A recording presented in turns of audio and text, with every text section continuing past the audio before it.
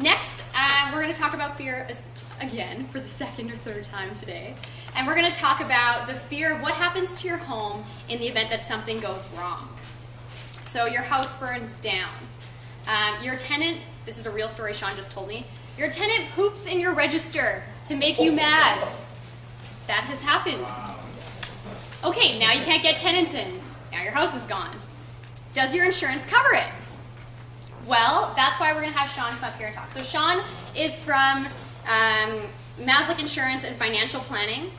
Shaun also started a community similar to this a year ago now called The Most Hated F Word, where he talks about finances, things that people commonly struggle with, and how to get ahead of the game. Without further ado, I'm going to introduce Shaun. Welcome.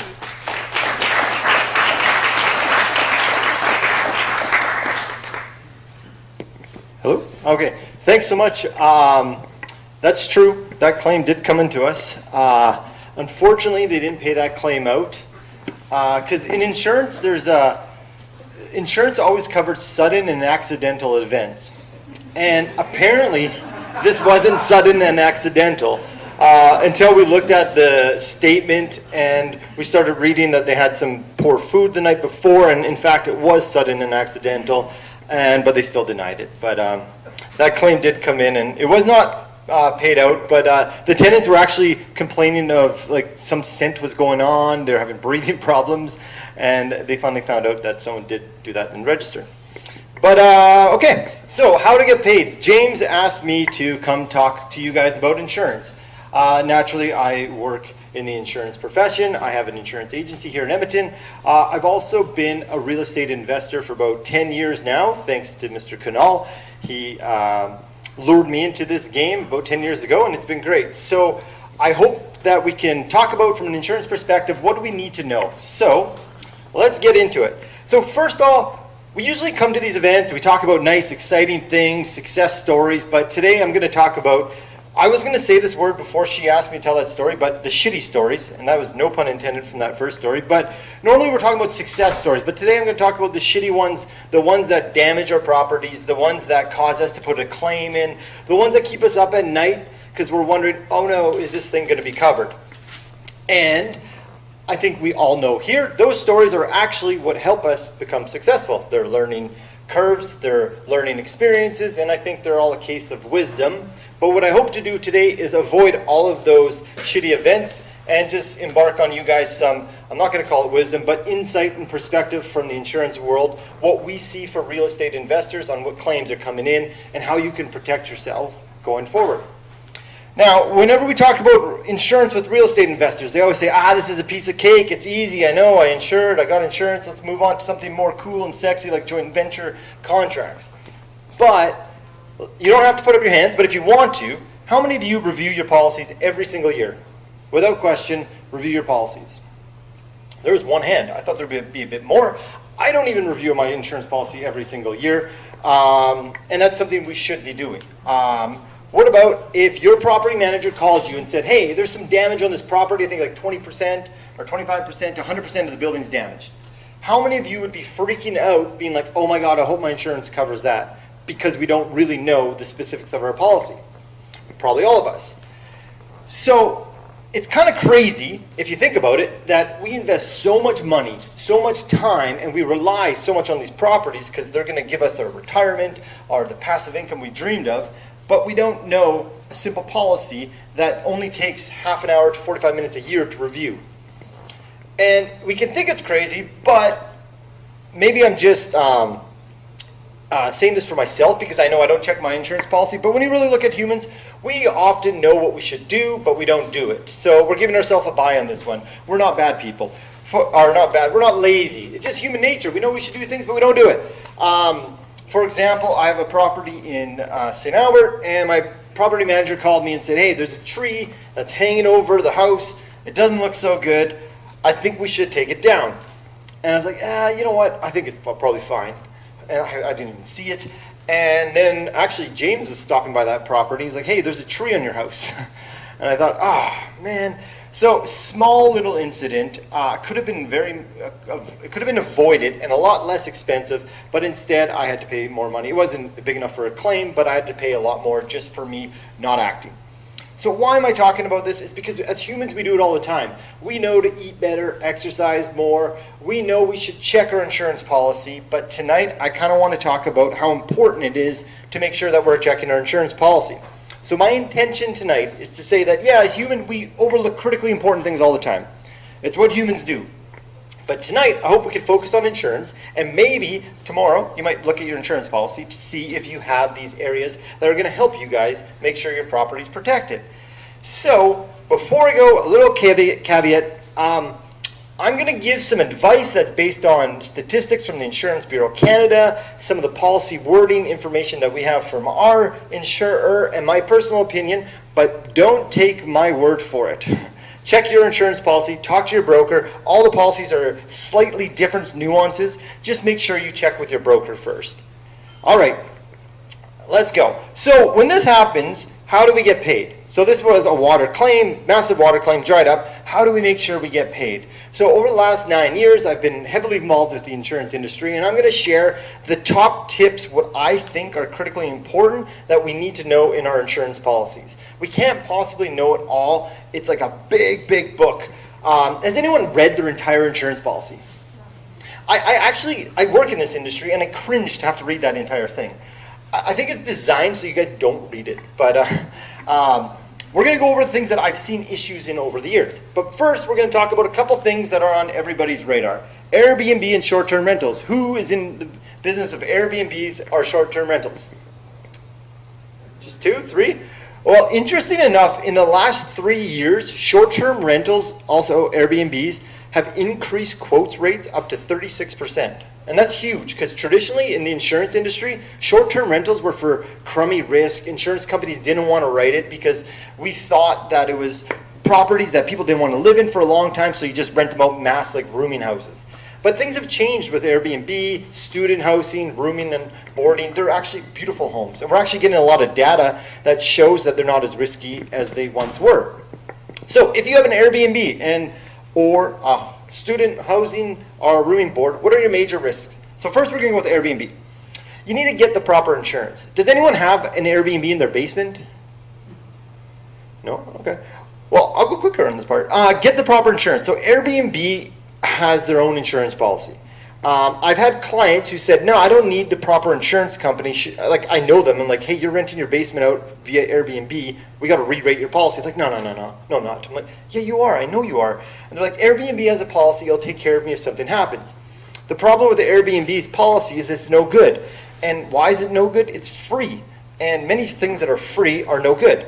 So get your own insurance policy and make sure you tell your insurer that you're renting it out on a short-term basis. So if you have a year-long lease right now, and everybody else who has a rental, if you ever go down a short-term lease, make sure you tell your insurer that it's on a short-term basis now, because if you don't, and a claim happens, they will deny the claim for what we call material misrepresentation, meaning that it's no longer insured for its original purpose.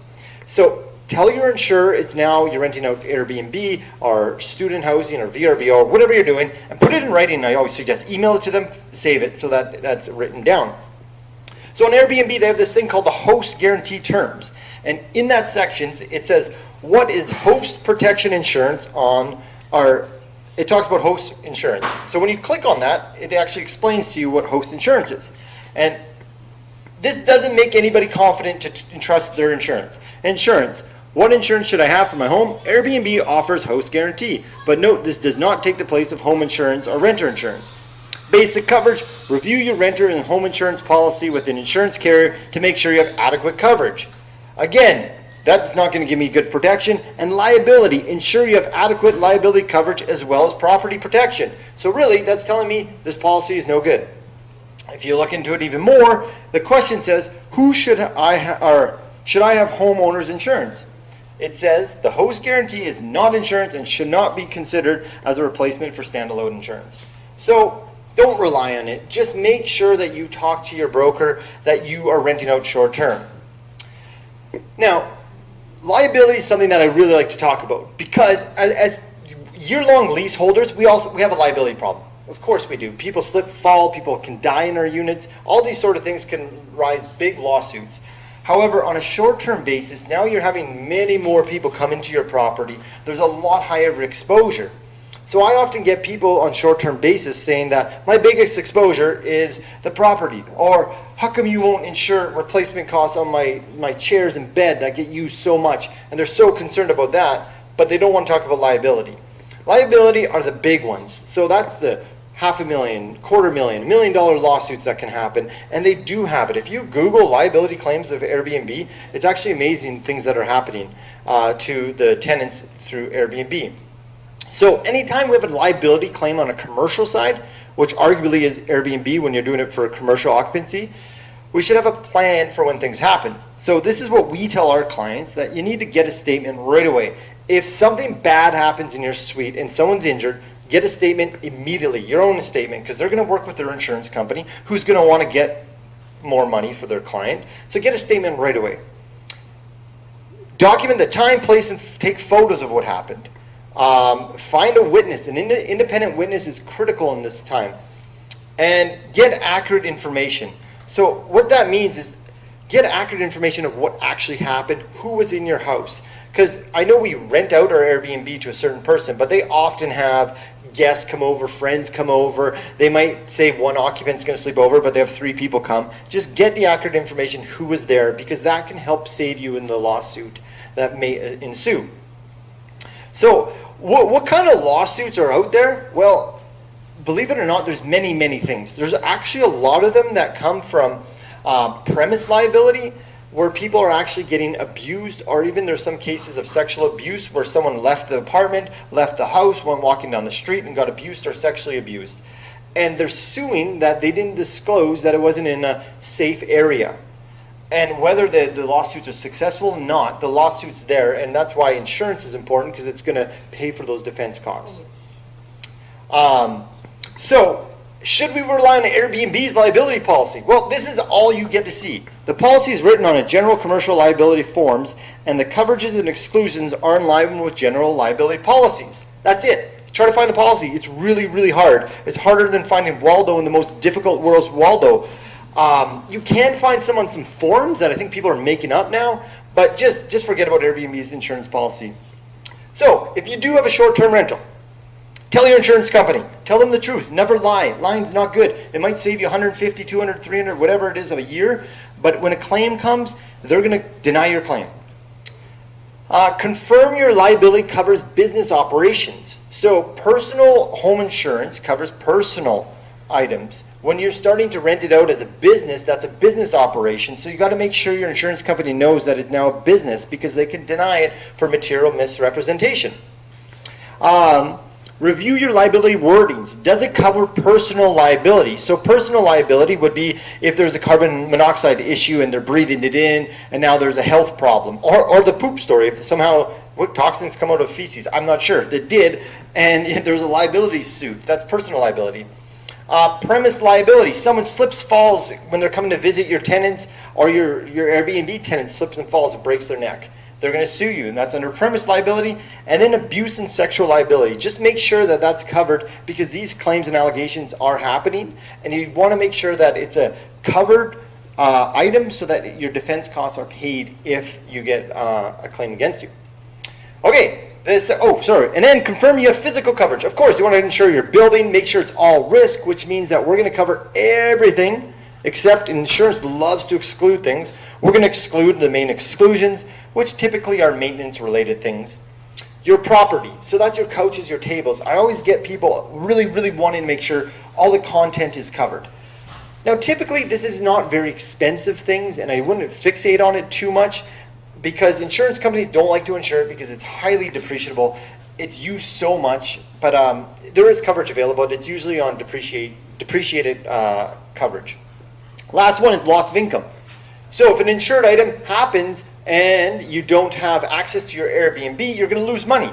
So you want to make sure that your insurance company knows how much revenues you're making so that you get paid the adequate amount. The thing with Airbnb that's more difficult than a regular one-year lease is revenues go up and down month to month, week to week. So to keep a good log record of your months so that you can give it to the insurance company and be like, yeah, I know I'm claiming like 2/3 of my annual revenue in these 3 months, but look at my historical values. That's what we generally generate during those months.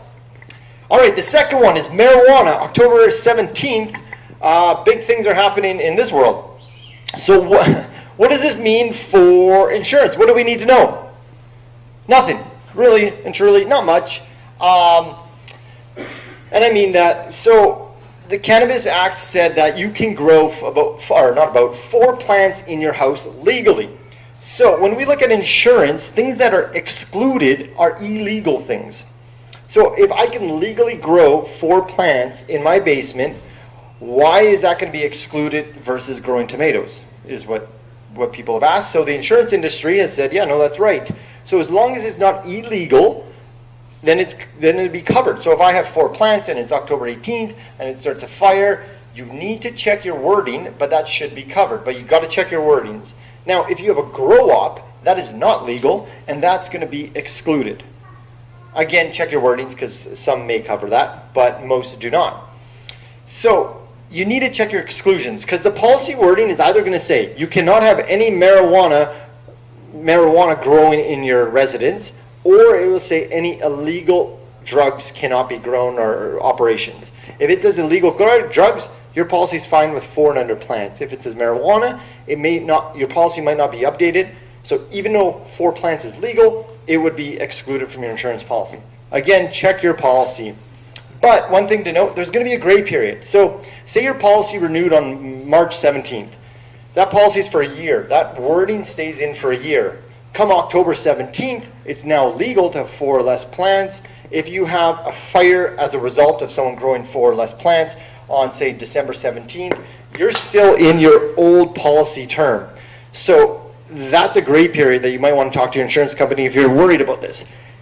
My advice is don't get people who are going to grow marijuana in your house for a tenant, but sometimes we can't avoid that.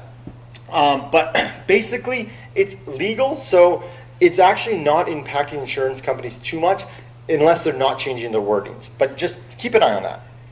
Okay, so here, listen up. These are the ones. They're not cool, they're not sexy, but they happen, and we want you to know about these things on your insurance policy because they happen.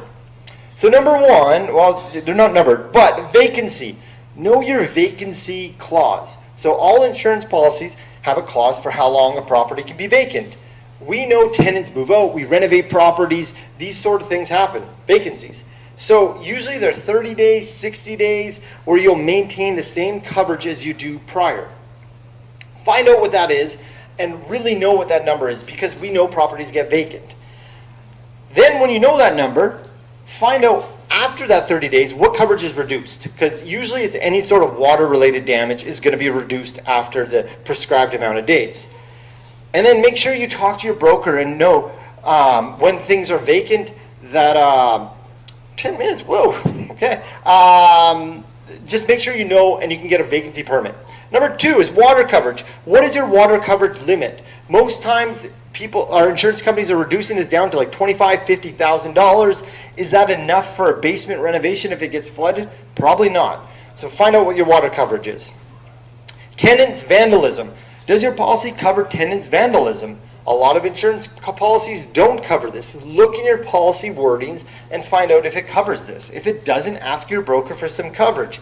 Again, it's a more difficult coverage to get, but some recent things happening have made this better for us landlords because there's something that's called the innocent insured. That's new legislation that happened. And basically, an innocent insured is an insured natural person who hasn't abetted, colluded, or consented to any intentional or criminal acts or failure of an act resulting in loss or damage. So essentially, this story sums it up. It was CBC reported this.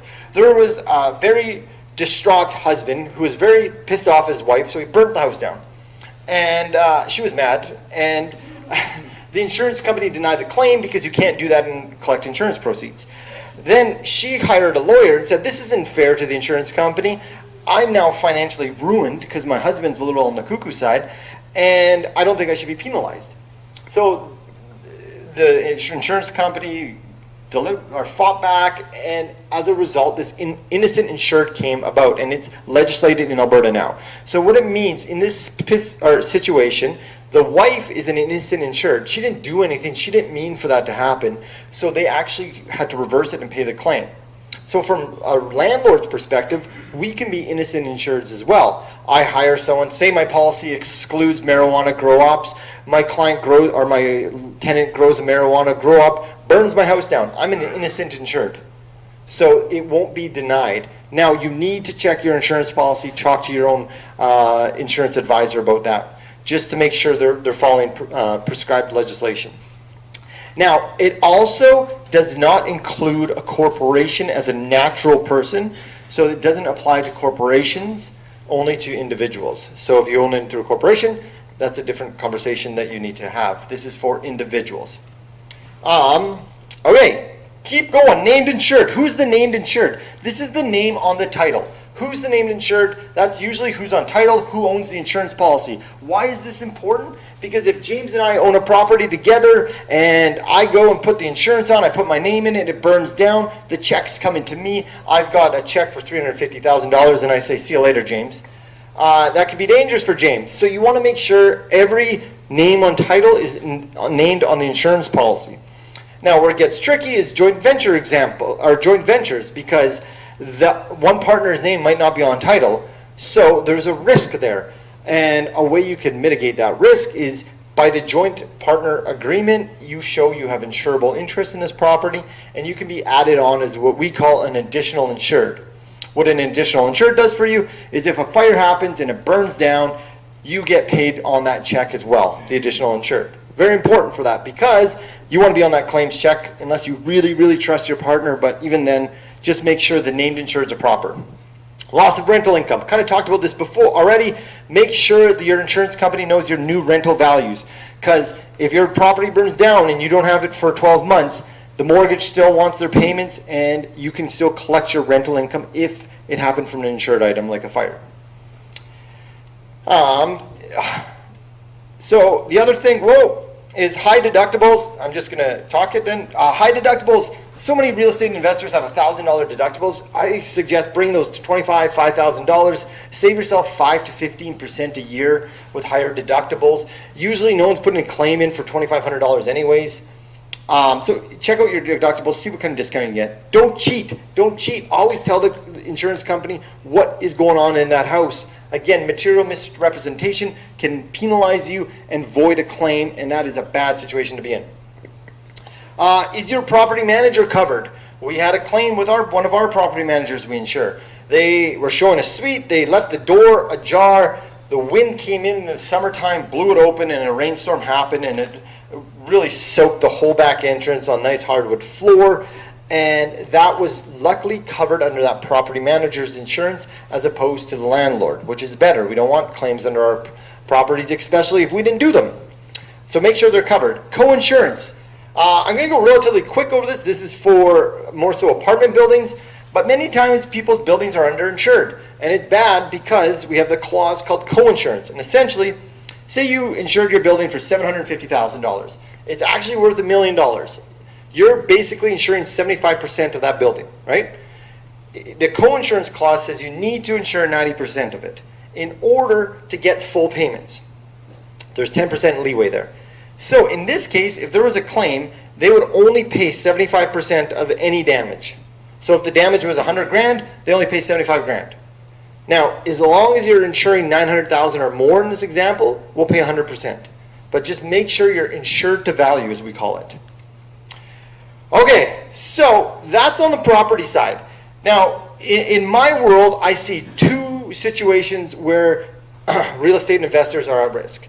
The first one, we just avoid.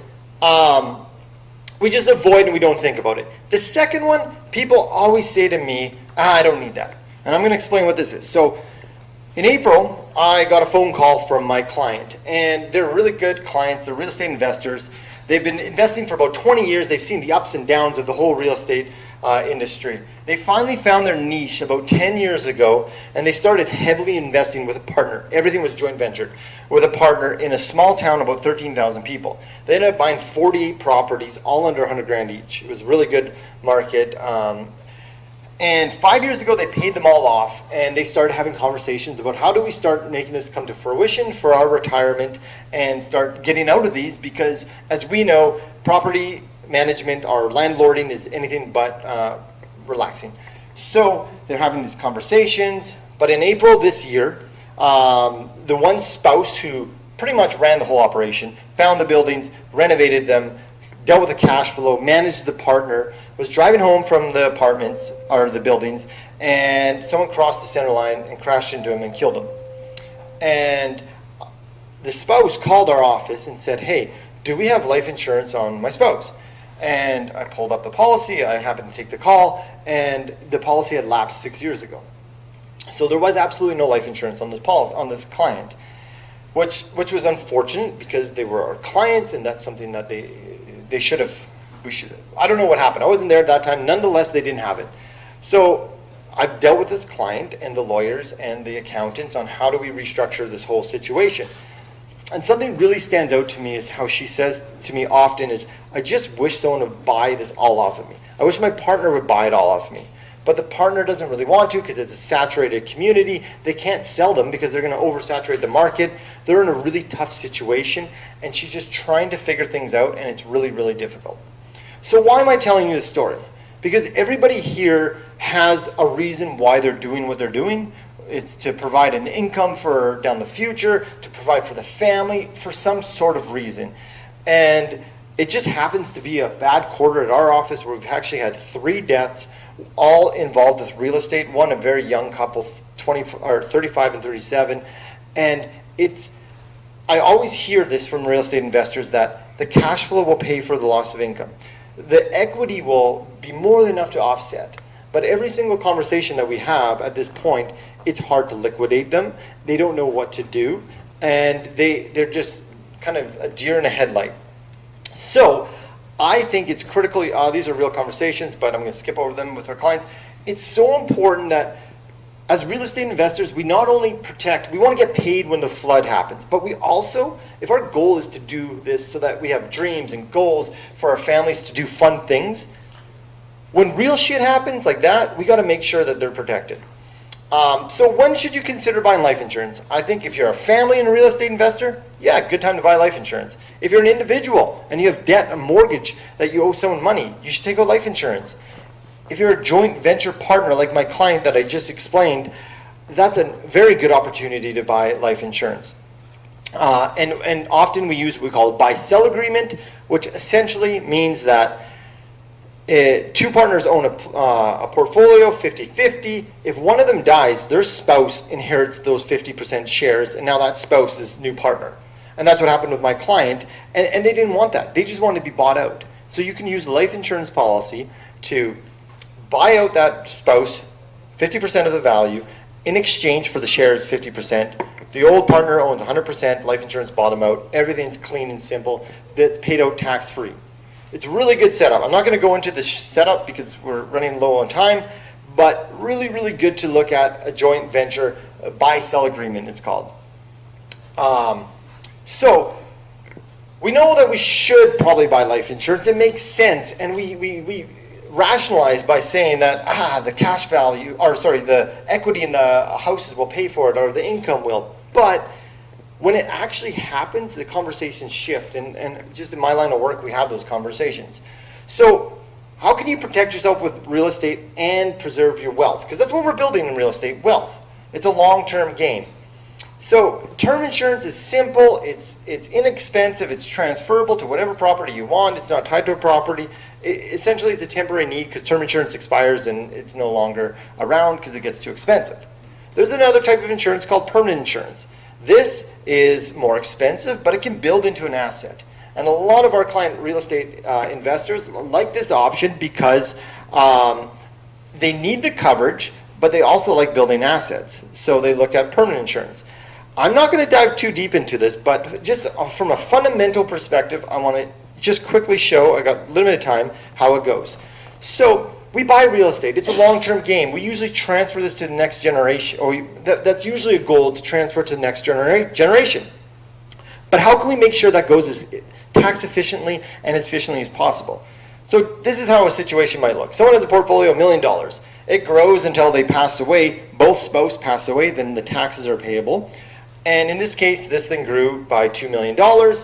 And at the death of the second spouse, there'd be capital gains, and it might be in around $500,000, which would be if it grew to $2 million, half that's capital gains. At the highest tax rate would be $500,000. So the kids get a tax bill like this. Now, there's some good structures in corporations that we can use to mitigate tax, which is great. But if they get a tax bill like this, what are their options? They've got three. They can finance it. So they got a bill. They say, hey, you get these properties, but you got a $500 tax bill, $500,000 tax bill. Finance it. You might get 4, 5, 6%, I don't know, financing on that. You might end up paying $800,000 for that. Or you can sell the property. We call those estate sales. Do we usually get the fair market value of our property in an estate sale? We could, but often we don't. So say we sell it and we don't actually get the fair market value, it sells for 2.5 million because we just need to liquidate this asset. When they do the capital gains calculation, they actually look at the fair market value. And if that was 3 million, well, your capital gains is still based on that $2 million of growth. So your $3 million asset in this example goes down to $2 million. Or you can insure it. And when you insure it, now these numbers depend on age, depend on health, but you can preserve like 90 to 95% of the property after you net out the premiums to make sure that it passes on to the next generation. In this case, someone would just simply buy a life insurance policy for $500,000, a permanent one. It would pay out. Kids would use that to pay the taxes, and then the property is free and clear $3 million to the kids. So just an option that you can use. But when we look at this, it's planning proactive versus reactive. The first two are more reactive. It's, oh gosh, we have $500,000 debt. What do? We take a loan or we sell it. Or if we know that we're going to have taxes and we know that we're going to pass away, why not start now so we can transfer this as tax efficiently as possible? Now, again, not to get too deep, and all of this depends on people's health, situation, and overall finances. So this isn't like a get-rich-quick scheme, but a lot of our clients can actually do this, where we say, can we legally shelter money, borrow it, spend it, and give it away tax-free? The answer is kind of. On some permanent insurance policies, in our case, say he needed $500,000 of insurance. So he gets a $500,000 death benefit. In this policy, you pay more than the actual cost of insurance, and it goes into an investment account, which is right here. It's called the deposit account. And that deposit account gets invested, and it grows like an RRSP tax sheltered. It's really nice. It grows tax-free. So how does it grow tax-free? Well, it gets invested. In this case, I drew a 40-year-old out for 40 years, and we averaged an annual 5% return, which is modest. So then what happens in this situation? We have our death benefit to pay for our taxes. This is all tax-deferred growth, which is excellent, like an RSP. But unlike an RSP, when I withdraw my tax in an RSP, I'm getting taxed at my marginal tax rate, which whoever it is, it could be 30 to 35, it could be 25, whatever my marginal tax rate is. However, in this arrangement, I have $400,000 in my tax-deferred account. I go talk to the bank, and I say, hey, bank, let's negotiate an interest rate. I'm going to borrow money from you guys, my own money, because this is a $400,000 asset, and banks will usually borrow up to 80% of that fund value. In this case, it's $400,000. And you can withdraw, like take out $40,000, whatever it is, but in this case, I just said $40,000 a year tax-free. Now, you have a 4% interest rate in this example, whatever they negotiate. That has to be paid annually. But you just pay that with this cash value. So you take out $40,000 in your pocket, and you keep doing that every year, and you accumulate maybe $300,000 because you had $400,000 in there. So it's nice. You grew this $400,000 tax-free. You took it out tax-free. Yes, you did. You're paying an interest payment.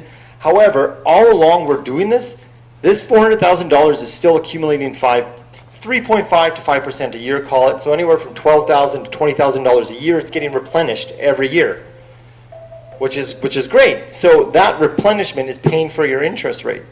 So effectively, you grew sheltered money, you've taken it out, and you're spending it on retirement and fun things like that. But there's a problem. We're incurring a big debt. We have a $300,000 debt now to the bank. So what happens? Eventually we do pass away, and we have that original $500,000 face value, but in this universal life policy, that's what it's called, the cash value is added to the death benefit. So this person's death benefit is actually $400,000 plus $500,000.